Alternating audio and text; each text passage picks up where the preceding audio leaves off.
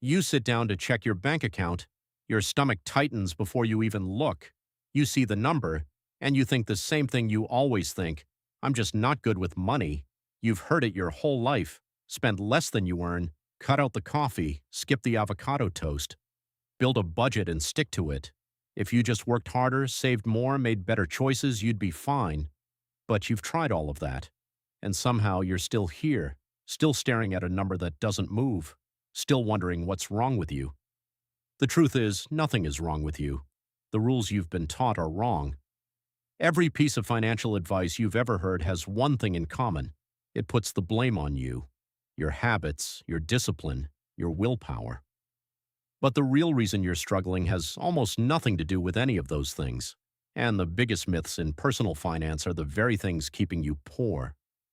So let's start with the biggest lie of all, the lie that says if you just make a budget, you'll finally get control of your money.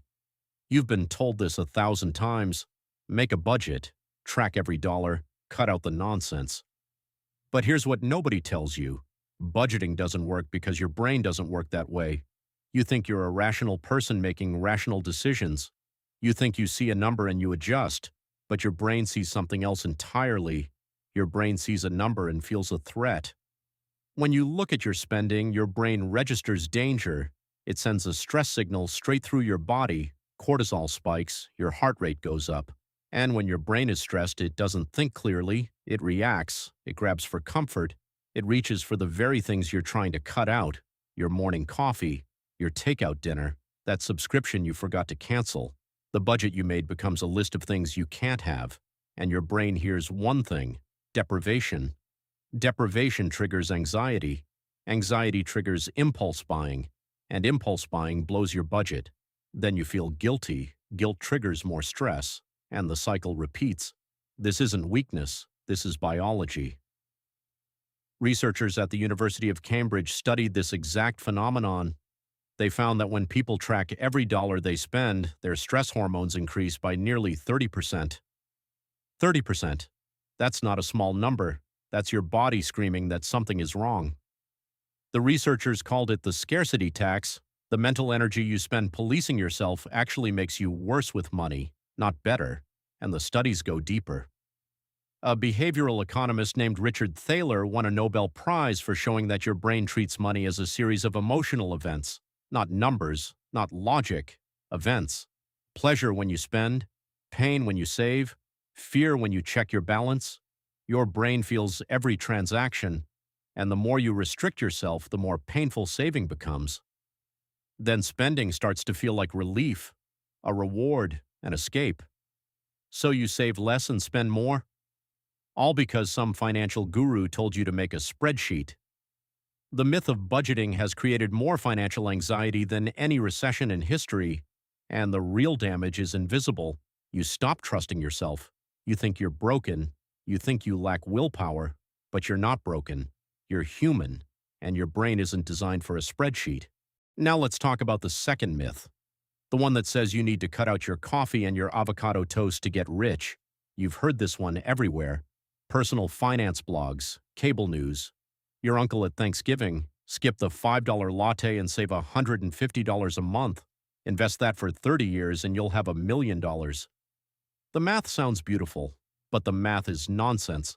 $150 a month invested for 30 years doesn't make you a millionaire. It makes you about $120,000. That's not nothing, but it won't change your life.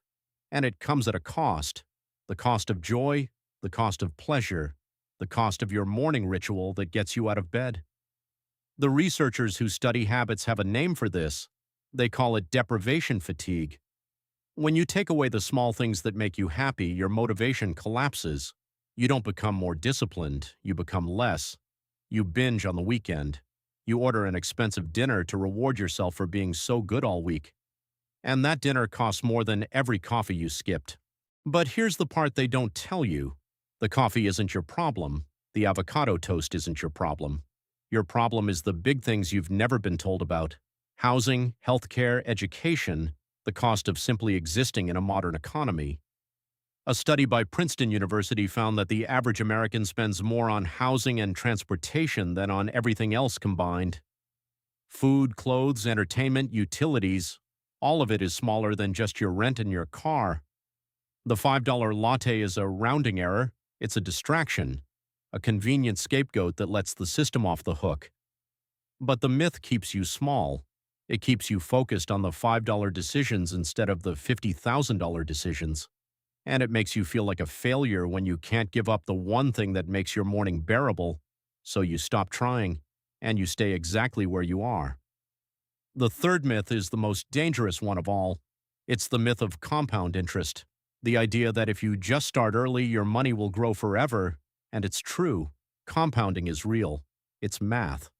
But math doesn't live in the real world. The real world has a habit of getting in the way. You're told to put 10% of your income into your retirement account. Let it sit for 40 years. Watch it multiply. That works if you never lose your job, if you never get sick, if your family never needs help, if you never have a year where your car breaks down and your roof leaks and your dog needs surgery all in the same week. That's the year your retirement account becomes an emergency fund. And then the compounding is gone. But the myth says you should have saved more, planned better, been more disciplined. A researcher named Sendil Mullainathan studied exactly this problem. He and his team followed thousands of families for years. They watched what happened when an emergency hit, a broken transmission, a medical bill, a root canal. Every single family in the study used their retirement savings to pay for it, not because they were undisciplined, because they didn't have a choice. The money was there, the emergency was here, and the promise of compound interest didn't matter.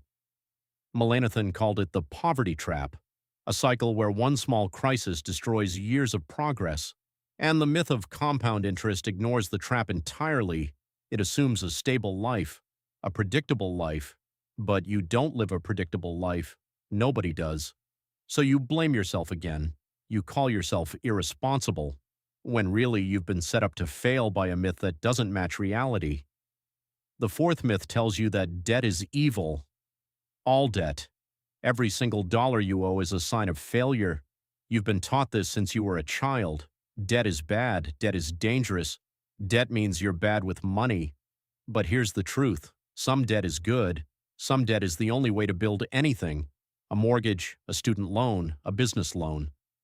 These are not bad things. These are leverage, tools. The same tools the wealthy use every single day. You think the rich don't have debt? They have millions in debt. They borrow against assets. They take loans to buy real estate. They use debt to grow. You've been told debt is a prison, but for the rich, debt is a key. The difference is simple. You borrow to consume. They borrow to create.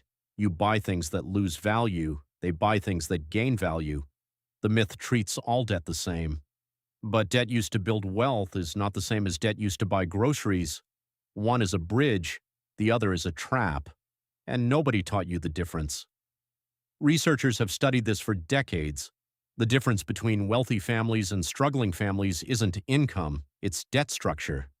Wealthy families have debt that produces income, rental properties, business equipment, investment real estate. Struggling families have debt that produces nothing, credit cards, payday loans, car loans for cars that lose half their value the moment you drive off the lot. But nobody tells you this. They just tell you debt is bad, so you avoid all debt, including the debt that could change your life, and you blame yourself for not getting ahead. The fifth myth says that your salary is the most important number in your financial life.